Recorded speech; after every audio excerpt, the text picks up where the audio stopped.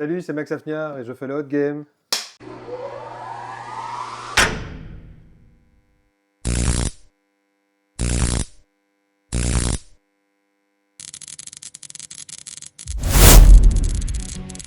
Bonjour tout le monde, j'espère que vous jouez bien.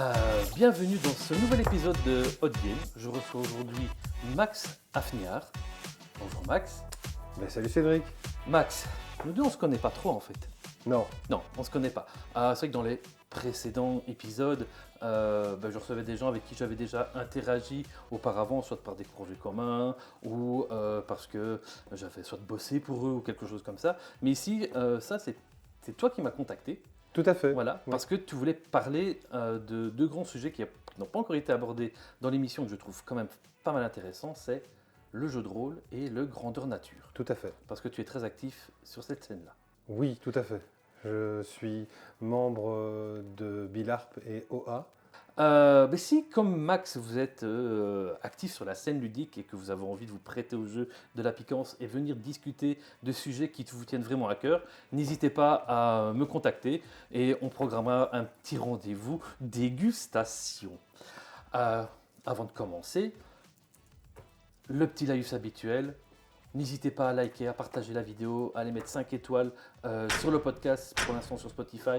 Vous pouvez regarder pour l'étendre à d'autres plateformes, mais ça aide au référencement et ça me permet de voir un petit peu quelles sont aussi vos attentes. Donc n'hésitez pas non plus à mettre plein de commentaires. Posez des questions à Max dans les commentaires sur YouTube et Max passera faire un petit coucou et des petites réponses à vos questions. Un tout grand merci par avance pour vos actions. On va donc commencer l'émission en passant à la première séquence pour voir un petit peu qui est Max. Tu es prêt ? Oui, Allez, c'est parti. Alors, la première séquence. On va parler donc de qui tu es maintenant. On va déguster une petite, donc des petits nuggets. Et ici, on va commencer par une petite sauce samouraï. Avant de déguster, si jamais à un moment donné tu sens que ça passe plus trop, il y a de quoi un petit peu te soulager. ouais, j'ai vu. Il y a de l'eau, classique. Il y a un peu de soda, ça aide un petit peu le côté sucré. Ce qui est pas mal aussi, c'est tout ce qui est un petit peu plus gras comme ça. Donc il y a de la chantilly et il y a du fristi. Du Fristi, je n'en ai jamais bu de ma vie. Tu n'en as jamais bu ? Jamais. Oh, mais c'est CCML, tu connais. Oui, Mais c'est la même marque, donc je ne sais plus qui est derrière ça, mais CCML et Fristi, c'est fait par la même entreprise, et on trouve ça quasi que en Belgique, je pense qu'aux Pays-Bas on en trouve aussi, mais c'est typique de chez nous. D'ailleurs le CCML il a un goût inimitable, tous les autres les chocolatés n'ont pas ce goût-là, et le Fristi aussi il a un goût inimitable parce qu'il n'a pas ce côté trop lourd, trop rond, trop sucré en bouche, parce qu'il n'y a pas que de la fraise, il y a des fruits rouges, donc si j'ai un truc à bien te conseiller, du coup, ouais, c'est le Fristi. Et il y a aussi du yaourt à la fraise pour aider à faire passer la piquance. Mhm. Ah, ok ? Ça va aller. Allez, première dégustation. Je te laisse saucer ou tu veux que je m'en occupe ? Je vais le faire devant moi. Ça sera plus mieux. Non, je vais saucer. Et donc c'est sur le petit nugget, hein. Oui, mais n'hésite pas. Allez, on va saucer dessus aussi. Et à la tienne. À la tienne.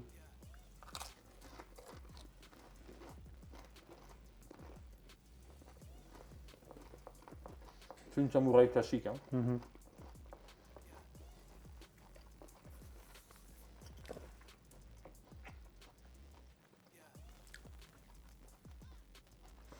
Ah oui ? Oui. Ok. Pas vraiment la bite. Oh mon dieu. Oh. Je préviens tout de suite, je vais souffrir ce soir. Oh. Ça va bien se passer. Qui es-tu ? Qu'est-ce qu'on peut trouver sur toi, sur ta carte d'identité ? Quelles sont les informations que tu veux bien nous dévoiler ? Eh bien, de un, je suis auteur de jeux de rôle et aussi d'un livre. Oui. Je suis également membre de l'OA, donc l'organisme administratif de BILARP, qui est la Belgium Federation LARP Association. En français, ça veut dire? C'est la fédération et association de jeux de rôle grandeur nature belge. Ok, on définira le concept tout à l'heure, parce que c'est intéressant le concept du grandeur nature. Mhm. Tout à fait. Et je suis également papa de 4 enfants, que vais-je dire, ancien baptisé, où j'ai Ancien baptisé. roulé ma peine dans les cafés bruxellois. Ah, alors, je ne sais pas si pour le public français, ils savent un petit peu ce que c'est le rouler sa peine. Est-ce que tu peux définir un petit peu? Alors, quand on parle de... Ici, Max vient de parler de baptême. On ne parle pas de baptême à l'église. On parle bien de ce qu'on appelle le bizutage. Le bizutage, tout à Le fait. bizutage. Vas-y, Alors, il faut comment dire ça s'est que passé? Enfin, si tu peux si tu peux... je peux en discuter. J'ai fait ça au Cercle des sciences politiques et sociales. Et À quelle unif? à l'ULB, À l'ULB, ok. à l'Université libre de Bruxelles, si vous cherchez, comme ça vous voyez. Et donc, c'était la section où il y avait tout ce qui était anthropo, sociaux, Sciences Po. Et aujourd'hui, ils ont philo. Ok. Et eh bien, j'ai dû faire des étapes, des épreuves, des travaux d'Hercule, on va dire. Et ce qui est assez marrant, c'est même, et ça, beaucoup de gens m'ont peut-être vu un jour déambuler couvert de choucroute à la menthe, tout sur tout mon corps, dans toutes les rues d'Ixelles. De choucroute à la menthe. Oui, Ah! c'est la spécialité du Cercle de sciences politiques et sociales. Et quoi, t'as dû la manger? Non. Non, j'ai dû me rhabiller avec. Et donc, et mes parents m'ont récupéré en me disant, tu te déshabilles en dehors de la maison et tu montes et... Oh, tes fringues étaient flinguées, à mon avis. Oui, tout flingue était flingué. Euh, donc, à la base, c'est vrai que je parle énormément de jeux de société. Est-ce que tu en pratiques aussi? Ça m'arrive, ça m'arrive. 1 ou 2 fois par an, je pratique du jeu de société. Et quel genre, quel type de jeu de société, toi, pratiques-tu? Est-ce que plus du jeu d'ambiance, du jeu familial, ou alors les jeux un peu plus avec les gros paquets de figurines? C'est quoi, toi, Mais j'en ai un que j'aime bien et qu'on fait avec ma femme. C'est un qui se base sur Cthulhu Oui. et un peu le mécanisme de pandémie. Ah oui, oui. Ben, il y a un pandémie basé sur l'univers de Cthulhu. C'est Voilà. celui-là? C'est celui-là, effectivement.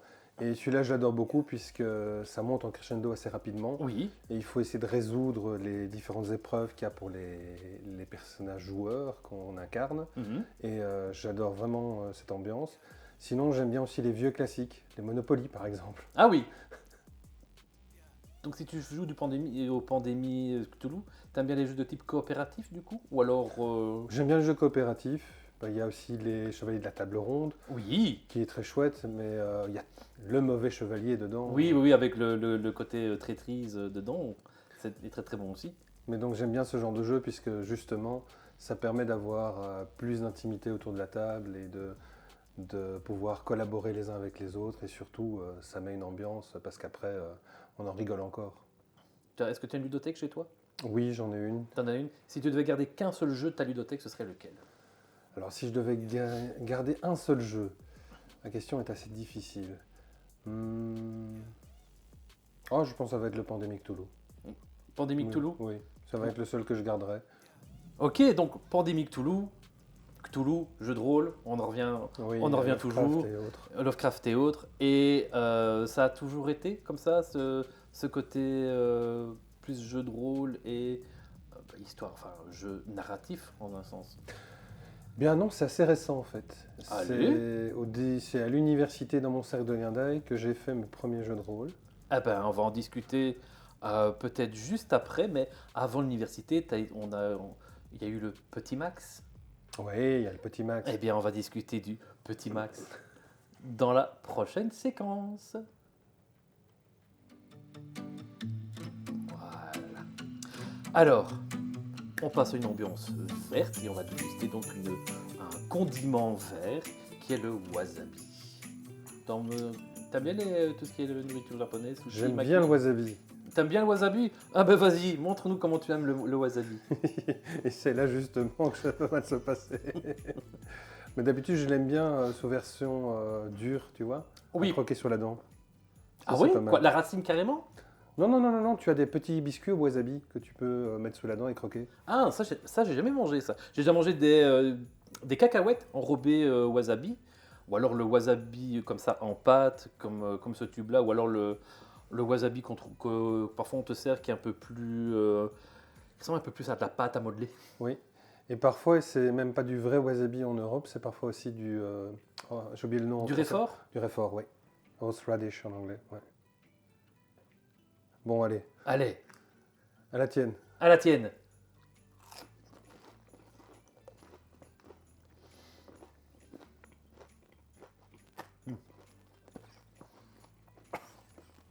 C'est piquant dans le nez.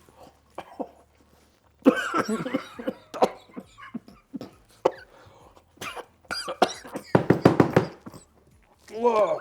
Oh, pardon. Ça passe par le nez. Heureusement qu'il n'y a pas Oh là là. il y a pas d'ingé son, sinon j'aurais défoncé les oreilles. Oh purée. Oh, oh, oh. Désolé pour. Ah. la Oh, d'habitude version. je supporte et là, oh purée. Oh. Oui, moi aussi. Ah, il est pas mauvais. Non, ça va encore, mais...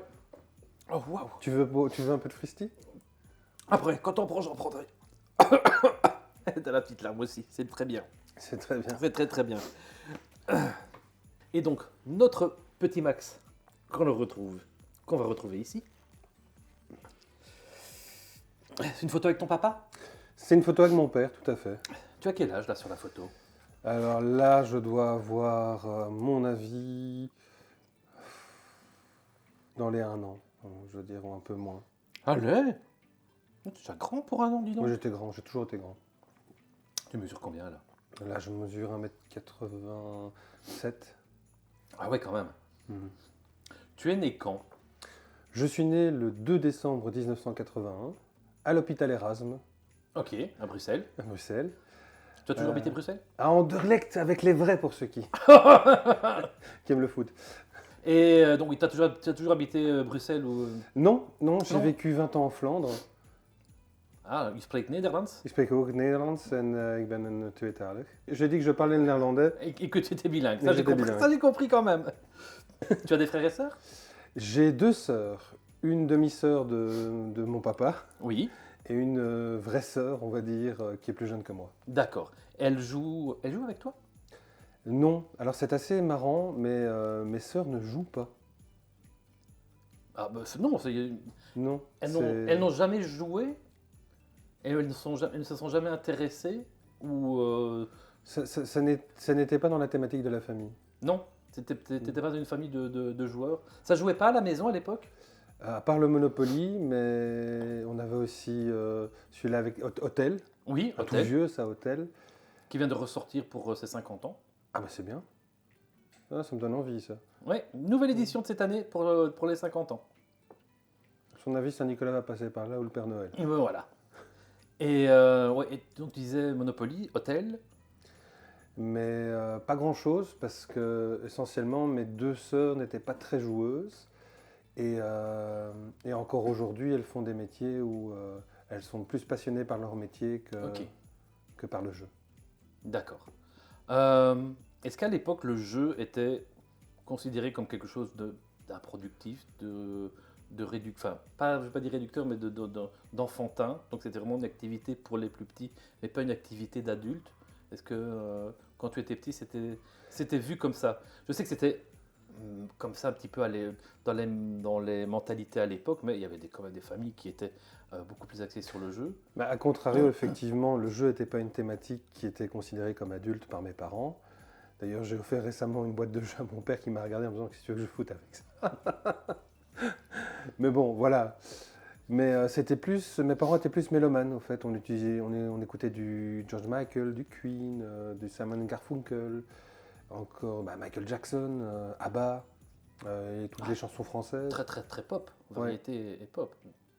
Ouais, non, mes parents étaient vraiment très mélomanes et donc moi quand je jouais étant enfant, c'était toujours avec les musiques par derrière, une radiocassette, encore à l'époque les vieilles radiocassettes. Oui. Et du coup, tu jouais à quoi? Alors je jouais énormément au Lego. Hmm. Alors je construisais des villes entières, des scènes entières de la vie avec différents types de métiers, différents types d'activités. Et je faisais jouer ces personnages entre eux comme si c'était dans une vraie ville. À ce moment-là, le jeu de rôle, toujours pas. Toujours pas, non. Toujours pas.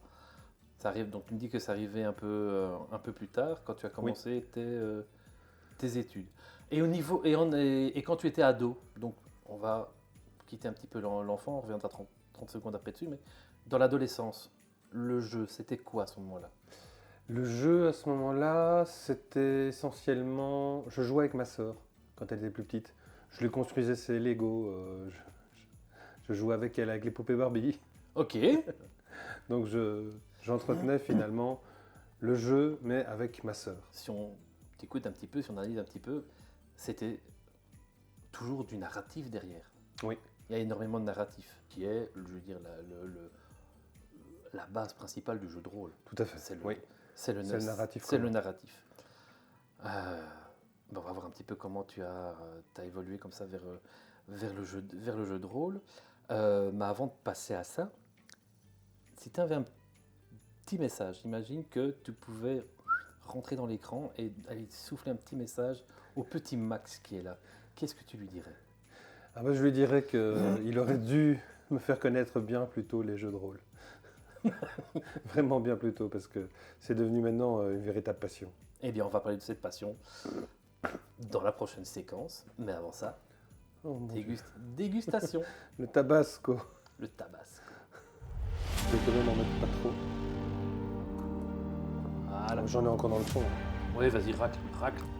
Allez. Adieu.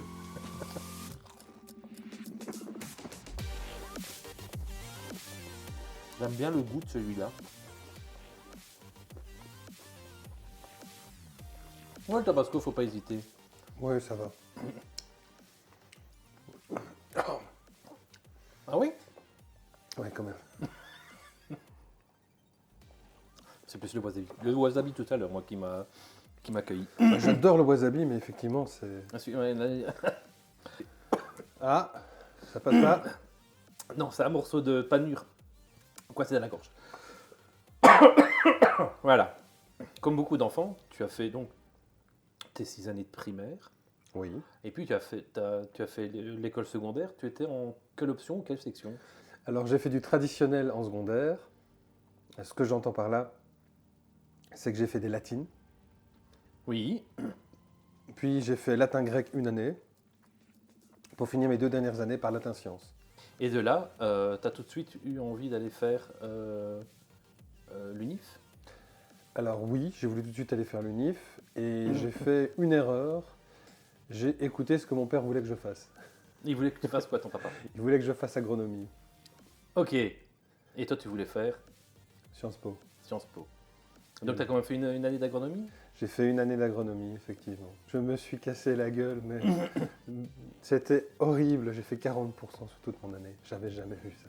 En Sciences Po, ce qui m'intéressait, c'était de 1, le débat, possible entre différentes idéologies. Ensuite, de pouvoir comprendre ce que chaque parti voulait défendre ou ne défendait pas. Ensuite, également, de pouvoir un peu avoir de droit, parce que c'était quelque chose que, à part ma prof de morale laïque, on n'en avait jamais parlé, on ne savait pas vraiment ce que c'était. Et d'ailleurs, c'est un très gros défaut qu'il y a dans l'enseignement secondaire belge, c'est qu'on ne parle pas assez du droit et des différentes implications que ça a dans la vie. Pour revenir à ce que tu disais tout à l'heure, c'est à partir de là que tu as découvert le jeu de rôle? Oui. Allez, vas-y, dis-moi, comment t'as découvert ça? Et qu'est-ce qui t'a fait plonger dans l'enfer rôliste? Alors, c'est Seb, si tu nous regardes Seb, je te fais un gros clin d'œil. C'est Seb qui était avec moi baptisé de la même année, qui, après qu'on ait vu le Seigneur des Anneaux, m'a fait « Mais tu sais qu'on sait faire du jeu de rôle sur le Seigneur des Anneaux ?» Alors moi, je l'ai regardé, du jeu de rôle. Oui, tu peux jouer un elfe, un hobbit, un nain, un humain. Et effectivement, ma première partie s'est passée avec lui où on préparait nos personnages. Et j'ai d'ailleurs joué un elfe.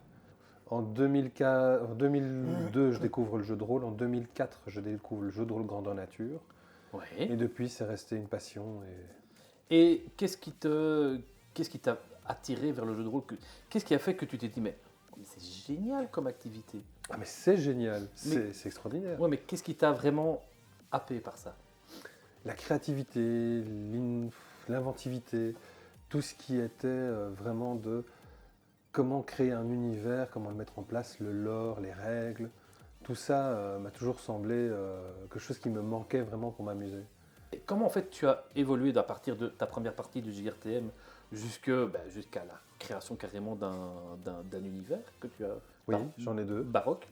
Ah, tu en as Baroque créé et deux. Nucadon, un post-apo, Ok, qui se d'accord. passe dans nos régions. Et par quel jeu tu es passé? Quels sont les jeux qui t'ont influencé, qui t'ont marqué, ou peut-être même déçu, des jeux que tu t'es dit, où tu attendais beaucoup plus que ce que tu n'as vécu? Ben, les jeux qui m'ont marqué, je vais dire déjà Donjons et Dragons. Tu as Ensuite, commencé avec quelle édition? j'ai commencé avec la 2 et puis la 3.5. Ok. Ensuite, il y a eu Warhammer, qui est le Warhammer Fantasy, hein, Oui. qui est génial finalement, qui est bien pensé avec le retour de flamme de la magie, ce côté où on joue contre des horreurs et des ténèbres.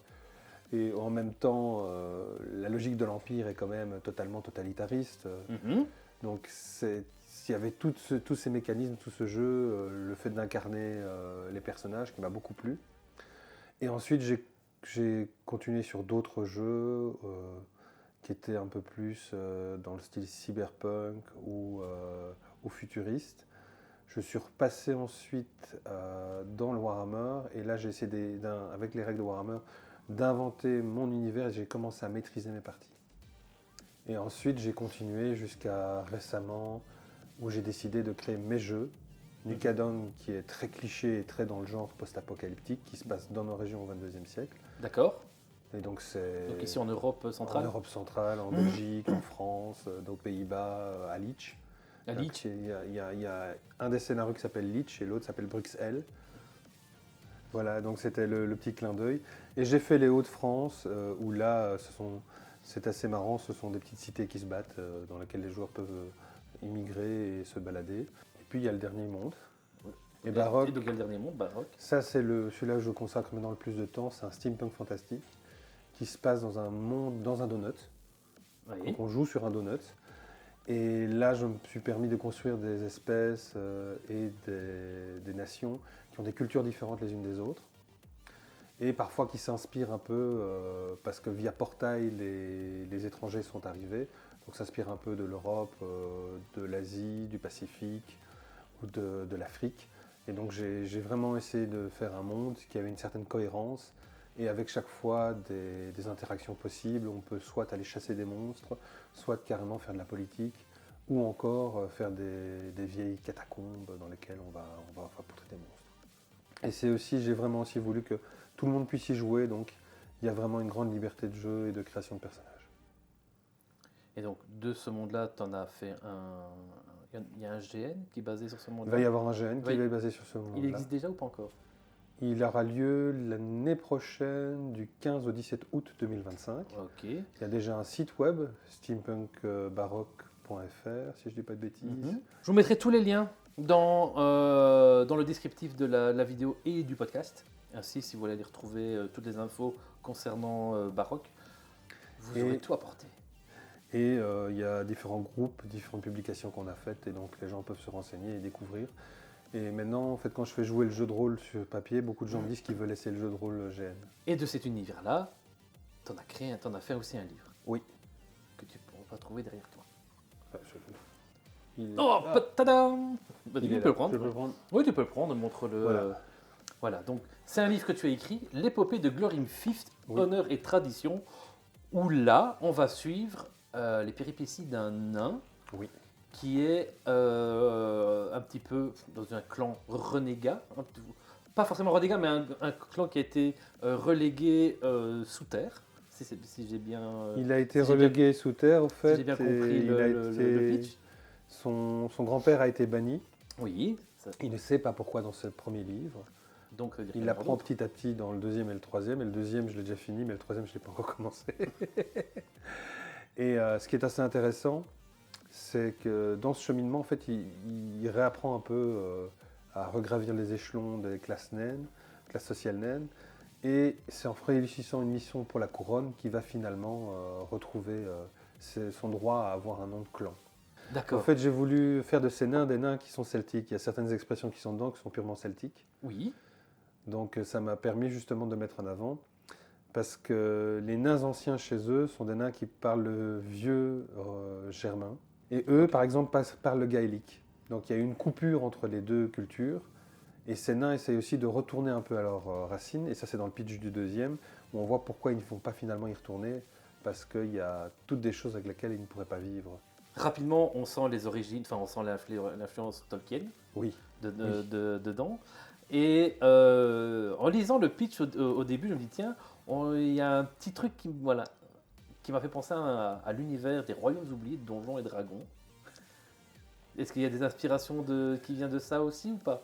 Mais j'ai commencé par Forgotten Realms, donc les Royaumes Les oubliés. Royaumes oubliés. Effectivement, quand j'ai fait mes premiers jeux de rôle, Donjons et Dragons, d'ailleurs j'ai encore le gros bouquin du lore, et c'est vrai qu'il y a une inspiration parce que ça fait partie des gros univers qui inspirent les rôlistes.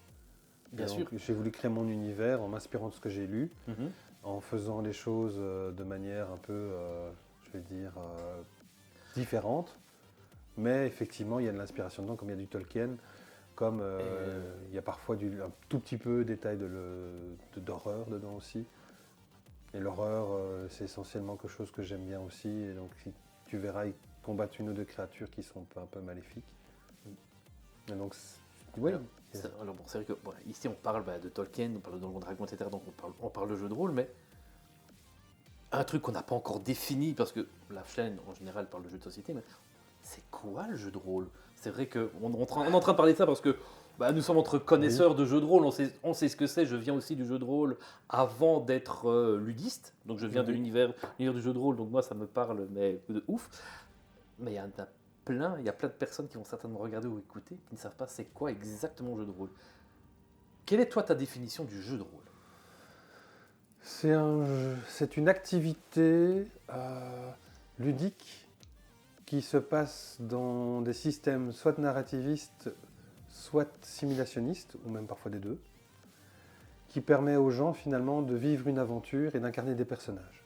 Quels sont toi les jeux de rôle que tu as le plus appréciés? Quels sont pour toi tes meilleures parties, tes meilleurs souvenirs de jeux de rôle?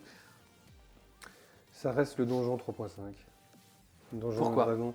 Parce que pendant 5 années, on a fait une campagne. Oh, 5 années, on avait dû choisir entre deux pyramides, laquelle on allait. En fait, on n'avait pas écouté le début du pitch. Il faut remettre un peu les choses là où elles étaient. Et donc, on se retrouve face à deux pyramides.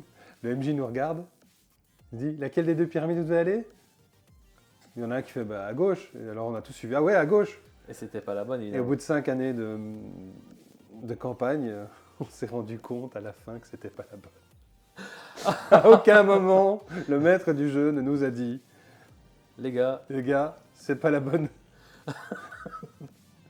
Et donc je me suis amusé parce qu'on était là en train de faire des plans. Ouais, tu penses, ci et ça. Et en fait, on arrive à la fin et on fait cette. En fait, il a dû inventer finalement toute une campagne pour nous, pour la mauvaise pyramide, alors que c'était dans l'autre qu'on devait aller. mais c'est excellent. Moi, je trouve ça magnifique. Oui, c'est génial. Alors c'est vrai que bon, Donjons et Dragons est le jeu de rôle le plus connu, je pense, auprès du grand public. Oui. C'est le jeu de rôle le plus connu et un des univers les plus connus, c'est donc, on parlait tout à l'heure, les Royaumes oubliés, donc c'est pour ça que je te disais que je sentais l'influence aussi un petit peu Royaumes oubliés dans ton livre, qui lui-même s'inspire à fond du monde de Tolkien. Donc le cheminement est là, on est sur un monde à peu près d'Europe, équivalent à peu près à l'Europe centrale médiévale, Oui. avec plein d'éléments de magie. Mais il faut dire aussi que Donjon a été le premier aussi avec Gary Gygax, qui est encore considéré comme un des premiers effectivement qui a fait du jeu de rôle, passant du jeu de stratégie au jeu de rôle. Et c'est tout intéressant également de voir que la manière dont Gary Gygax jouait n'est pas la manière dont nous jouons aujourd'hui. Il était beaucoup plus dans le fait de... Il mettait les joueurs en condition de ce qui se passait et il devait lancer des dés. Il y avait moins d'interaction au début. D'accord. L'interaction est venue bien par après. Ce fait de faire du théâtre vivant à côté de sa fiche de personnage et son personnage. Ah oui, c'était plus restrictif en fait. C'est plus restrictif, oui. D'accord. Est-ce que toi tu as un maître de jeu assez restrictif du coup? Non. J'adore quand mes tables déconnent à table ou s'amusent un peu à diverger. Ça permet de mettre un peu d'ambiance. Parfois je dis, bon on va peut-être avancer là. Quels sont les autres univers qui t'attirent aussi? Il y en a un que tu as dans ta bibliothèque, Star Wars. Ah oui? J'adore, j'ai fait un mémoire en fin d'études en Sciences Po sur Star Wars. Tu m'en diras tant. Vas-y, dis, donne, explique. Alors c'est très politique. Je me suis posé la question si George Lucas critiquait les positions des républicaines américaines. Vas-y, développe. Eh bien, au Tu m'as fait, accroché. George Lucas, avant la guerre en Irak et les attaques préemptives, a été le premier à développer cette chose de l'attaque préemptive qu'on voit dans l'attaque des clones. Et donc, je me suis posé la question. Il vit en Californie. Il est proche des centres d'influence du pouvoir américain, puisqu'il y a pas mal de think tanks aux États-Unis. Les think tanks, ce sont des cercles philosophiques politiques. Ok. Et je me suis allé regarder sur tout ce que sortaient les think tanks à ce moment-là, essentiellement en Californie, dans leurs publications, pour voir si ça, c'était juste au même moment que George Lucas sortait ses films et faisait des critiques comme ça de l'ère Reagan quand c'était la première trilogie ou de l'ère Bush quand c'était la seconde. Ah ouais. Ouais. Et tu as réussi à faire des corrélations comme ça entre ces périodes? J'ai fait des corrélations et il s'est révélé que j'avais raison sur certains trucs, mais quand Disney a repris le tout et que Disney a vendu les informations concernant le lore de Star Wars, comme quoi effectivement il était très anti-extrême droite et comme quoi il critiquait effectivement la politique aux États-Unis. Le Metfan, le Star Wars, des autres univers? Oui, ce grand univers qui a fait 4 saisons de science-fiction que j'ai aussi chez moi à la maison, The Expanse. Je ne sais pas si tu connais. Du tout. The Expanse, en tout cas, si vous allez regarder, c'est un film qu'on peut trouver sur Amazon TV puisqu'ils ont racheté les droits et reproduit la série. Ça se passe dans un univers qui a été écrit par 2 auteurs. Donc je vais oublier les noms évidemment parce qu'il y en a tellement. Et c'est extraordinaire puisque ça se passe dans un futur où Terre et Mars se font une guerre militaire froide et économique. Et il y a dedans tous les gens qui vivent à l'extérieur, dans l'Outer Rim. Et Oui, eux, ok. au fait, développent des groupes terroristes pour pouvoir saper l'autorité de Mars et de la Terre. Et à un moment donné, ils découvrent un élément mystérieux, je ne vais pas trop le développer puisque c'est tout le fil de l'histoire. Ok. Et en suivant ce fil de l'histoire, au fait, ils vont petit à petit découvrir d'autres mondes.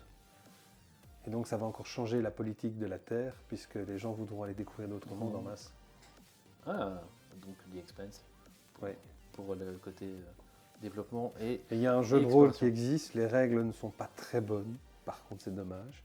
Mais il y a moyen de l'utiliser en narratif, justement, pour vivre des aventures et se balader et d'aller sur des petits planétoïdes où il y a de la vie, parce qu'on a créé des sociétés humaines qui sont sous des dômes. Mais voilà, ton univers de prédilection, ça reste le médiéval fantastique. Oui. Oui. L'univers de baroque. Steampunk fantastique. Steampunk fantastique. Alors, si tu peux définir donc du coup le concept du steampunk. Le steampunk, c'est le rétrofuturisme. C'est tu prends des vieilles choses ou des choses anciennes et tu en fais quelque chose de nouveau. Donc c'était la vision du futur de nos anciens, c'est ça? Ouais. Donc, du début des années, début du XXe siècle. Alors, le steampunk d'habitude, c'est essentiellement l'ère victorienne, Oui. néo-baroque en France, victorienne en Angleterre, mais il peut y avoir du rétrofuturisme qui s'inspire d'autres périodes pour justement réinventer les choses.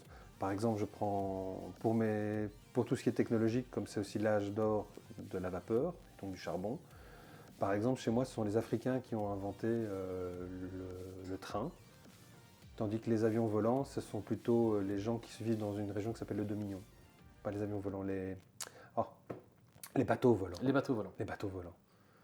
Donc, et tout ça fonctionne au charbon, tout ça fonctionne de manière magique, on va dire, d'un certain côté. Magique. Enfin, donc, dans ton univers, est-ce qu'on peut dire que la magie était mécanisée? Elle a été mécanisée, mais en même temps, dans Baroque, la magie disparaît de plus en plus. Elle ne fonctionne plus que dans les zones telles que les vieilles catacombes, les souterrains et les grandes jungles. Donc on n'est pas dans un monde à la Donjons et Dragons Royaumes oubliés où la magie pétarade de partout. C'est vraiment très localisé. C'est très localisé, oui. C'est très localisé avec les effets. Tu dirais que les effets sont grandiloquents ou alors c'est vraiment des plus petits effets qui... Non, ça reste grandiloquent, mais ça je dois voir avec un auteur... Mais ça je dois voir avec un éditeur, et donc il faut que j'en trouve un, pour justement voir comment on va régler la difficulté à jeter les jets de magie. D'accord. Parce que pour Varrock, en tout cas, même si l'univers existe et que j'ai écrit déjà énormément, je suis à la recherche d'un éditeur. Au niveau du jeu de rôle. Au niveau du jeu de rôle, oui. Oui. Et donc ton premier livre, l'épopée de Glorim Fief, qui Oui. se déroule dans le monde de Baroque. Je vais prendre voilà, c'est aux éditions Lys Bleu, Le Lys Bleu, juste. qui est une édition tremplin. Donc c'est pour les petits auteurs, pour se faire découvrir. D'accord. Bien. Et donc, et là-dedans, on apprend comment les nains se reproduisent. Oui, alors, mesdames, messieurs et tous ceux entre les deux, les nains, c'est très important, ça se reproduit par la barbe. Oui, Vas-y. ils ont des petits follicules comme ça qui poussent dans la barbe, que quelqu'un qui est bien éduqué et de noble ascendance va aller couper tous les jours, puisque Oui. il ne faudrait pas qu'il fasse une bise avec un autre pour qu'il soit fécondé. Et quand c'est fécondé, les follicules viennent se mettre ici en galet, et puis ils doivent faire, les deux qui ont fait un enfant ou un galet, ils doivent faire une petite sculpture de nains remplie de glaise dans laquelle ils vont mettre ce galet de naissance, refermer, et un mois plus tard, le galet va former un petit nain qui va éclore de la sculpture qu'ils ont faite. En un mois. Ouais. Bien. Et donc tout ça est à découvrir dans l'épopée de Glorim Fief. de Glorim Fief. Donc univers de Baroque. Oui. Dont tu écris le jeu de rôle et dont tu vas développer le grandeur nature Tout à fait. l'année prochaine en 2025. Oui. C'est bien ça? Oui, c'est bien ça. C'est bien ça. Eh bien, le grandeur nature, je ne sais pas si beaucoup de monde connaissent. On va en discuter dans la prochaine séquence. Ok.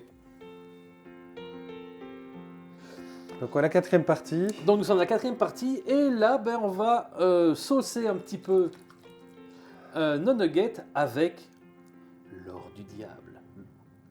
Avec une jolie succubellée sur l'étiquette. Alors, je vais d'abord utiliser un autre sens qui s'appelle le nez. Oui, ben, celle-là, franchement, elle est pas mal fruitée. Elle est aussi un très bon goût. Ça va être une horreur. C'est de l'or, mais c'est diabolique.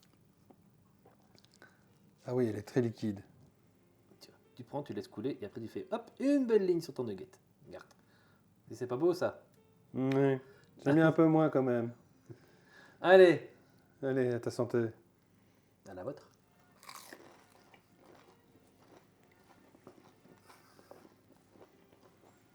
Ouais, ça réchauffe. Ça réchauffe, hein? Ouais. Non, mais celle-là, je la trouve vraiment bonne. J'ai cru que ça allait être pire. Ça risque peut-être de devenir... Ah oui, ça commence. Ce qu'on appelle le GN, le grandeur nature. Qu'est-ce que c'est? Alors, le grandeur nature, c'est du jeu de rôle, mais en grandeur nature, c'est-à-dire dans des grands espaces ou même des salles fermées, on appelle ça des murders dans ce cas-là. Ok, oui, ça j'ai déjà fait une murder. Et ça va se passer dans un univers sous contrôle. C'est-à-dire que les équipes d'orgas, excusez-moi, ça commence à remonter. Les équipes d'orgas vont vous fabriquer un monde papier-carton, je vais appeler ça comme ça. Vas-y, développe. Ils vont faire les décors, ils vont faire l'ambiance de la taverne, ils vont créer des monstres, ils vont faire des machines, ils vont essayer de vous plonger dans des intrigues dans lesquelles vous pouvez interagir tout le temps. Et donc, où à la fois le théâtre vivant et des scènes de théâtre normaux vont se rencontrer. Par exemple, il va y avoir un rituel, c'est très théâtral, avec le côté où les joueurs vont être spectateurs et parfois acteurs. Donc ça pique. Et alors il y a ce côté finalement où on va pouvoir toujours tout le temps interagir et faire des choses avec les différents personnages non joueurs qui sont les PNJ, mais également les orgas. Et il y a toujours des arbitres aussi. Il y a des arbitres. Oui, les arbitres qui sont là pour vérifier que les règles sont respectées, que tout se passe bien. Et également, petite chose que nous on a rajouté en plus, on a aussi la sécurité émotionnelle et le projet SAFE. Ah.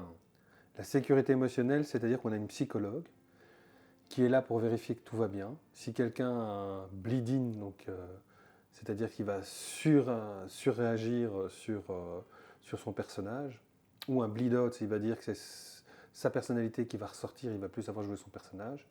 On peut les mettre à part dans ce qu'on appelle la safe room, qui sera la bibliothèque chez nous. Et là, la psychologue peut essayer de ramener les choses dans un pristin état, dans un état où ils vont pouvoir reprendre le jeu. Ça arrive régulièrement, ce genre de choses? Ça peut arriver. Je dis que ça peut arriver. Il n'y a pas encore de statistiques qui ont été faites, Oui. mais énormément de travail d'ordre scientifique ont été faits dans les pays nordiques sur le jeu de rôle grandeur nature, ce qu'on appelle les Nordic LARP. Et eux ont vraiment énormément travaillé ça pour vraiment éviter que ça ne déborde chez un joueur ou une joueuse. Tu as déjà vécu ce genre de choses ou vu ce genre de... J'en ai déjà vu, oui. Est-ce que tu peux donner un exemple parce que pour qu'on puisse se rendre compte de c'est quoi donc le bleed-in et le bleed-out? Le bleed-in, au fait, qui a déjà eu, c'était une personne qui absolument voulait rester sur son personnage et refusait de le perdre alors qu'elle devait le perdre dans une scène qui était mise en scène par toute son équipe. Et ce qui est assez intéressant, c'est que là, la personne, c'est la même psychologue au fait qu'on utilise nous, a pu la raisonner et lui dire non, tu dois jouer la scène, c'est le reste du groupe qui le fait, donc tu dois jouer la scène, tu vas perdre ton personnage. C'est normal. Et tu en créeras un autre. On peut jouer plusieurs personnages sur Oui. un... Ok. On peut jouer plusieurs personnages et c'est ça aussi qu'il faut comprendre, si on perd son personnage, on en joue un autre. Et dans l'autre cas... Donc c'est quand même assez dur de... Enfin, si on s'attache à son personnage, à ce qu'il peut faire, ça c'est dur de le perdre. Surtout oui, quand on a mis tant d'énergie, tant de choses à le faire. Et moi-même, j'ai une fois connu ça. Oui. J'ai une fois perdu un personnage aussi comme ça, où j'avais tant investi. Et finalement, voilà, je me suis bêtement tué. Dans le jeu de rôle papier, qu'on discutait tout à l'heure, ça arrive aussi de le perdre, oui. Ouais, j'ai vu des joueurs claquer la porte parce que leur personnage était décédé, mais voilà, de manière... Alors, le maître de jeu avait quand même magistralement fait ça, donc faire beaucoup d'éclat, une belle mort pour son personnage, mais je me souviens que le joueur avait claqué la porte, c'était... Oui, parce qu'on perd toute son expérience, on doit recommencer à zéro. Ouais. Ou à un autre niveau, possible aussi. Ouais. Mais ça, c'est normal, je veux dire. Il faut accepter, quand on fait du jeu de rôle dans la nature, de perdre le personnage. Et dans d'autres cas, le bleed-out, c'est quand le personnage que la personne a joué ressurgit hors du jeu, hors du cadre du jeu. Quoi, la personnalité du joueur? Oui. Ok. Et donc la personnalité de ce qu'il incarne ressort sur son comportement normal hors jeu. Là, donc quoi, c'est un effet de transfert du personnage sur la personnalité de la personne. Ah non, j'imaginais l'inverse, que voilà, tu dois jouer, si tu es quelqu'un d'assez charismatique et qui aime bien, qui a de la tchatch et qui doit jouer quelqu'un de plus timoré, qui va... Par exemple, imaginons quelqu'un qui a commis des meurtres et qui commence à faire ouais, je vais t'égorger, qui sort de son personnage. D'accord. Là, à ce moment-là, la psychologue est aussi nécessaire pour prendre, recadrer et dire le jeu est fini. Tu arrêtes. Enfin, je le dis comme ça parce que oui, nous, parce que je n'ai pas le temps de faire de la psychologie. Je ne suis pas psychologue pour un bal, je l'avoue. C'est pour ça que je préfère passer par quelqu'un qui est psychologue assermenté que de passer... Ah oui, assermenté quand même. Oui. Donc ça, c'est important aussi. On passe par vraiment des professionnels. Il y a le côté safe aussi qu'on met en avant. Le côté safe, c'est aussi qu'on vérifiera que les gens ne boivent pas trop. Évidemment, on verra des tours, les arbitres feront des tours du côté détente pour éviter que des personnes ne profitent de celles qui se reposent. Oui. Et le côté safe veut aussi qu'on peut se plaindre d'une autre personne, et là on initie un dialogue entre les deux, pour justement voir comment régler un problème qu'elles ont eu ailleurs, dans du jeu de rôle, pour pas que ça se reproduise sur le terrain du nouveau jeu de rôle. Et ça, c'est dans chaque organisation de GN ou... Alors, ça dépend. Il y a certaines organisations, comme chez Bilarp, donc pour laquelle je suis administrateur, on met ça en avant, on demande de développer des projets safe et sécurité émotionnelle. Et il y en a d'autres qui ne sont pas chez Bilarp, parce qu'évidemment, il y a des associations qui ne veulent pas, qui, oui ou non, le font. Par exemple, je suis et encore ASBL, moi, et encore ASBL qui n'est pas chez Bilarp, le fait. Ok. Tandis que d'autres, comme Blue Carbon, ne le font pas, par exemple. Et Blue Carbon, c'est un jeu de rôle post-apocalyptique qui se passe dans une société qui est très, très violente. Okay. Donc là, ils n'en font pas. Donc ça dépend vraiment quelle a été la logique des organisateurs et comment ils veulent faire les choses. Et pour un petit peu bien voir comment ça se structure un petit peu, donc Bilarp, c'est quoi? C'est une ASBL? C'est une ASBL, oui. C'est une ASBL. C'est elle qui organise des GN ou alors elle demande à des organisateurs de créer des GN? C'est une fédération qui a un cadre légal, Mhm. qui est une organisation de jeunesse, Oui. et qui a des organisations qui vont envoyer des jeunes pour les représenter. Et dedans, on décide de ce qui nous met en commun dans le jeu, ce qu'on met en commun dans le jeu de rôle, comme la sécurité émotionnelle, comme le projet SAFE. Oui. Mais également, on fait Beta LARP, qui s'organise une fois tous les ans, où on va discuter des mécaniques de jeu et de tout ce qui tourne autour du jeu de rôle, grandeur nature. Ok. Mais quand il y a un événement GN qui est organisé, c'est Bilarp qui l'organise ou alors c'est une autre ASBL qui Ce sont l'organise d'autres pour Bilarp? pour Bilarp qui organisent des GN. D'accord. Et où Bilarp qui a des informations qui les transmet aux associations membres, et notamment par exemple, il y a quelqu'un qui voudrait faire un jeu de rôle mais qui n'en a jamais fait, une des associations va aller l'aider. Mais Bilarp, elle, fait plus ou moins des activités, des événements, Mhm. comme le Beta LARP que j'expliquais, comme le festival du huis clos, comme aussi le camp du jeu de rôle, qui est un camp pour les jeunes qui veulent faire du jeu de rôle. Ok. Et à côté de ça, aussi, les organisations qui sont membres font également leur GN et leurs activités. Quel conseil tu donnerais et vers qui tu enverrais les gens qui aimeraient bien découvrir le GN? Alors, je les enverrai directement sur le site web de Bilarp, Mhm. parce que c'est important qu'ils prennent contact et qu'on a une super équipe de permanents. Les permanents sont les gens qui sont payés par les subsides de la Fédération Wallonie-Bruxelles.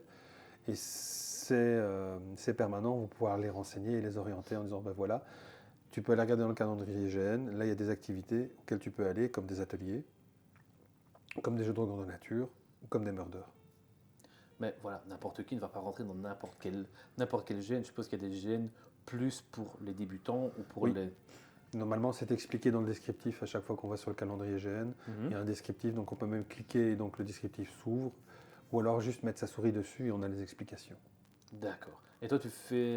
donc ça fait combien d'années que toi, tu fais du GN? J'ai commencé en 2004, Comment donc ça fait 20 ans. Ok, donc et comment tu as découvert ça?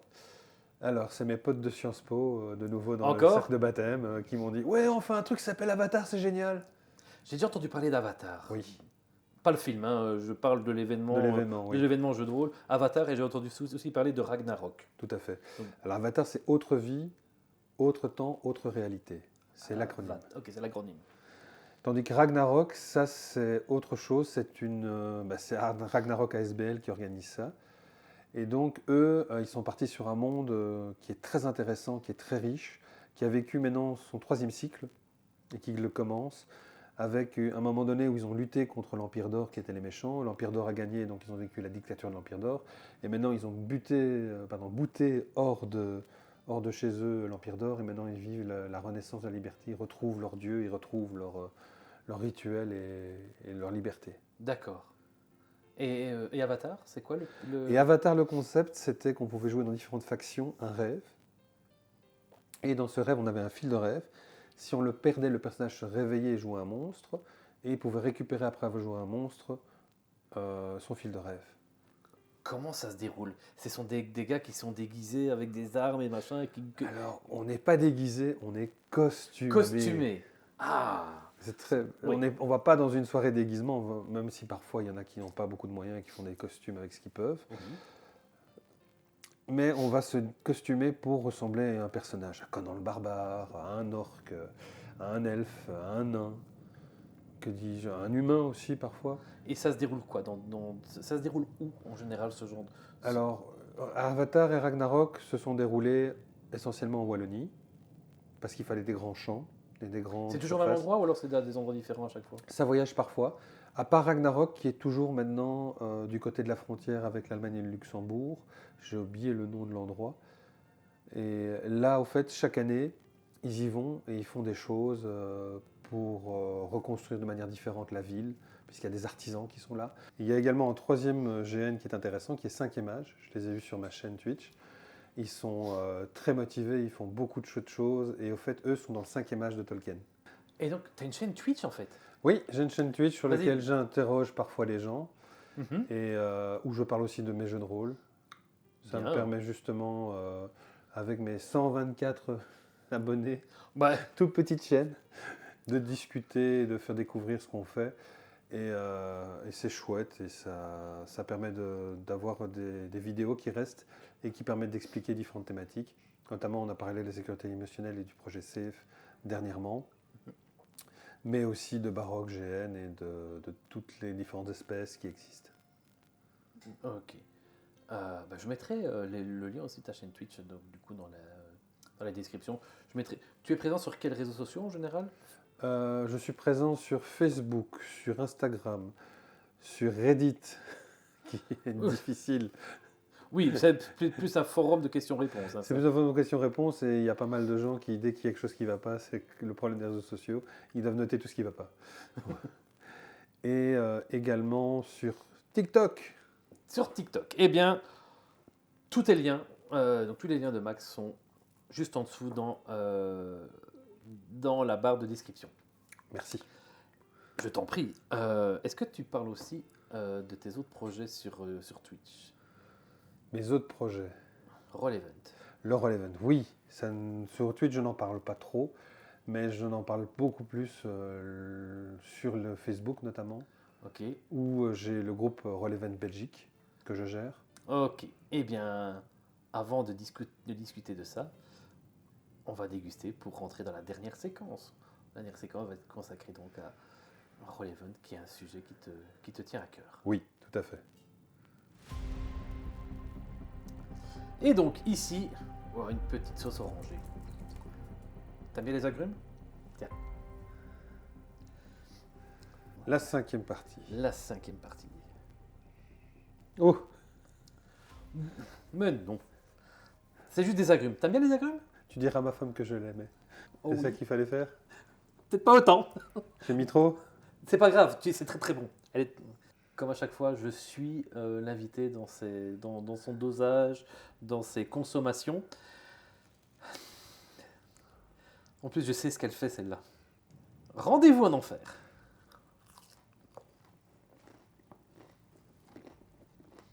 Ah, ce petit goût d'agrumes au tout début, c'est bien. Qu'est-ce que Roll-Event? Alors, le Roll-Event, c'est un événement caritatif que nous avons lancé, j'étais pas là au début, mais que la Fédération française du jeu de rôle a lancé il y a 5 ans. Et j'ai rejoint en 2021. Oh, ça arrache. Oh mon Dieu. Oh, c'est une horreur. Je comprends maintenant ta réflexion. Et en 2021, la Belgique et le Luxembourg ont participé pour la première fois. Et de fait, de fil en aiguille, d'année en année, j'ai fait maintenant 4 ans la principale personne qui s'occupait du Roll-Event. Et j'ai annoncé cette année que j'arrêtais. Parce que 4 ans, c'est beaucoup. Et c'est quoi Roll-Event? Et alors, on va demander aux gens qui font du jeu de rôle, sur table, ou même du jeu de rôle dans la nature, de faire des dons pour des associations dans chaque pays participant, essentiellement des pays francophones. Quel genre de don? Alors, des dons d'argent financiers pour des ASBL comme Hopi Clown en Belgique, qui sont des clowns qui vont animer des patients enfants dans les hôpitaux, et les Blues Roses en France, l'île aux enfants au Luxembourg, et le dernier, c'est la Fondation Théodora en Suisse. Alors, chacun a son fonctionnement personnel, mais fonctionne aussi par bénévolat. En Suisse, par contre, ils doivent payer leurs clowns, donc c'est très différent de chez nous. Donc D'accord. Ils les payent, tandis qu'en Belgique, c'est bénévole. C'est bénévole. D'accord. Ça arrache, hein. Oh putain. Je t'en prie, je prends avec de l'eau. Je ne sais pas si ça va aider avec de l'eau. Je vais essayer ça. Avec du soda? Allez, je suis content que t'en prennes. Je vais pouvoir en prendre aussi. Tu veux? Je veux bien, oui. Santé? Je t'ai pas entendu. Ça a commencé quand, ça, Roll-Event? Donc en 2020, ça a été... Non, oui, en 2020, ça a été le premier Roll-Event, pendant le Qui Covid. a créé ça? Et que ça s'est créé où? Alors, dedans, il y avait 2 Français. Il y en a un, j'ai oublié le nom, je l'avoue. Le second, c'était David Robert. Ils ont créé ça. Et la Fédération française du jeu de rôle a validé l'idée. Et ils l'ont fait carrément progresser Puisqu'au début, c'était juste la France et la Suisse. D'accord. Puis c'était la France et la Belgique, Luxembourg. Et dans les pays francophones en Europe, on n'a pas d'autres. Mais il est à espérer que dans les futures années, comme maintenant on a aussi des contacts avec les Flamands qui font du jeu de rôle, Oui. peut-être qu'on pourra s'ouvrir également à d'autres langues que le français. Ça pique. Oh. Je suis en train de perdre ma voix. Et comment toi, tu en es arrivé là à rentrer dans cet espace caritatif de Roll Event? Eh bien, en fait, c'est via Diane Esposito, qui a notamment joué en 2020, était la présidente de la FFJDR, qui est une amie que je suis depuis des années. En fait, elle fait du GN et du jeu de rôle en France. Et j'ai déjà été m'investir dans certains des projets qu'elle avait. Et c'est avec plaisir que j'ai rejoint ça en disant, bah, écoutez, je suis rôliste, j'ai envie de vous aider. Et je ferai le contact entre les clubs belges, mais également avec des streamers. Et donc ça a mis plusieurs années, mais on a eu des streamers. Notamment comme Zone Geek avec Gilus et Nurgle. Oui. Donc qui sont des bons vieux copains de l'UNIF aussi. Et il y a eu d'autres comme Silky Naël qui a fait cette année.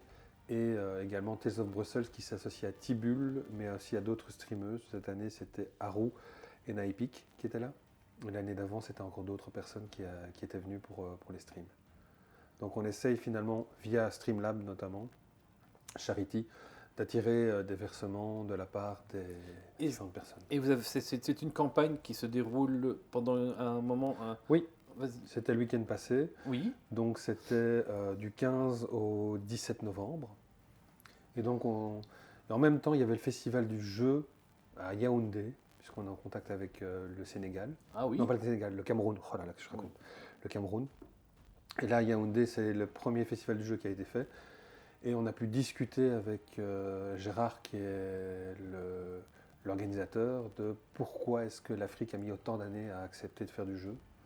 Ok. Et tu as une réponse à donner donc? Oui, il y a une réponse. Ça a été considéré comme un acte colonial, le jeu. C'est quelque chose qui venait des régions colonialistes. Ok. Et donc ils ont mis du temps à casser ce préjugé-là pour dire que tout le monde, toute l'humanité peut jouer. Pourtant, il y a des jeux Il y a des jeux en Afrique, oui. Il y a des jeux d'origine africaine. Oui. C'est pas la Wélé, je pense déjà de base. Il y a des jeux en Afrique, mais pour pouvoir faire un festival et vraiment intéresser les gens et vraiment sortir de ce cadre-là, ils ont dû lutter contre un préjugé qui était encore très ancré. Et vous avez des retours de ces associations, Oui. des choses qu'ils ont mis en place grâce à ce financement? Oui, l'année passée, on avait récolté 1086 € pour Hopiclown. Ils ont pu former 2 équipes. Puis il faut entre 400 et 500 € pour former une équipe de clowns qui va en hôpital. Ok. Et ils sont actifs aujourd'hui dans 18 hôpitaux de la Fédération Wallonie-Bruxelles. Ils ont même une association sœur qui est à Gand, côté flamand. Mm-hmm. Et donc ils forment aussi des clowns flamands? Qui forment aussi des clowns flamands. Donc voilà, on a réussi à participer à ça l'année passée. Cette année, il y a eu beaucoup de gens qui étaient malades ou beaucoup de gens qui ne se sont plus associés au Roll Event, notamment des clubs. C'est dommage et je pense qu'il faut un peu aujourd'hui du renouveau parce qu'on n'a pas récolté grand-chose. On a récolté dans les 560 € ou 576 € pour Hopiclown cette année, donc c'est nettement moins que l'année passée. Et l'événement Roll Event ici qui s'est organisé, c'était que pour la Belgique ou alors c'était vraiment tous les pays? C'était tous les pays. Donc vous avez streamé? Oui. Chacun de votre côté? Ou alors c'était un stream commun? Il y avait des streams communs et des streams faits sur le côté. D'accord. Les streams communs, c'était sur la chaîne de la Fédération française du jeu de rôle. Et les streams à part, c'était sur les petites chaînes comme Tibul, Tales of Brussels. Cette année, on n'a pas eu mes amis de Zone Geek. Mais bon, voilà. C'était vraiment organiser le tout avec un côté central et un côté décentralisé. Par pays, au fait, il y a des streamers qui font par pays. D'accord. Et tu connais déjà ton successeur? Non, et ça c'est important. Si ça vous intéresse de vouloir faire du jeu de rôle, mais également de soutenir des associations caritatives, eh bien vous êtes les bienvenus pour me contacter et ensemble on vous dirigera vers la FFJDR qui se fera un plaisir de vous briefer et de vous mettre au courant. Le message est lancé. Merci. Bien, c'est vrai que c'est un projet vraiment chouette et le fait d'aider les gens par le jeu, moi, c'est quelque chose qui me parle bien. Max, un tout grand merci et félicitations. Tu as réussi à survivre sans trop entamer ce que je t'avais préparé. Merci à toi aussi, Cédric. Je t'en prie, tu as tout dégusté. Tu as droit à ton t-shirt Hot Game. Excellent. Ah, c'est génial. Voilà, j'ai mon t-shirt. Yes. Yes. J'ai donc autre chose pour toi. Oui. On a fait une petite photo tout à l'heure pour la vignette. La voici.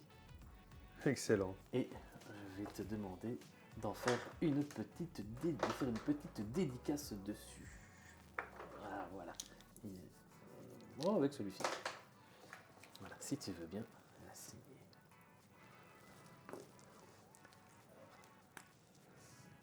Je signe sur le côté. Pas sur les bandes blanches. Ok. Un moment épicé et délicieux. Voilà, s'il te plaît.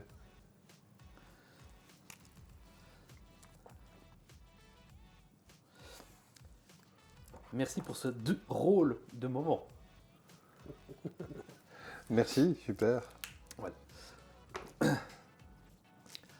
Voilà, donc je mettrai donc, en barre de description tous tes liens réseaux sociaux, toutes les informations de ton livre, Oui. de ton univers baroque. N'hésitez pas à aller consulter son univers. Si vous avez des questions, notamment pour Roll Event, contactez-le directement ou mettez-les en commentaire, on passera y répondre. Voilà. Likez, partagez, mettez 5 étoiles sur le podcast. Ce serait vraiment fabuleux pour aider la chaîne. Max, Oui. un tout grand merci de ta venue. Merci à toi. Merci de m'avoir contacté pour participer. Donc, si jamais vous aussi vous voulez venir déguster et parler d'un sujet qui vous tient à cœur au niveau de la scène ludique, contactez-moi. On s'organise pour une dégustation épicée. En attendant, bon jeu à tous et à bientôt.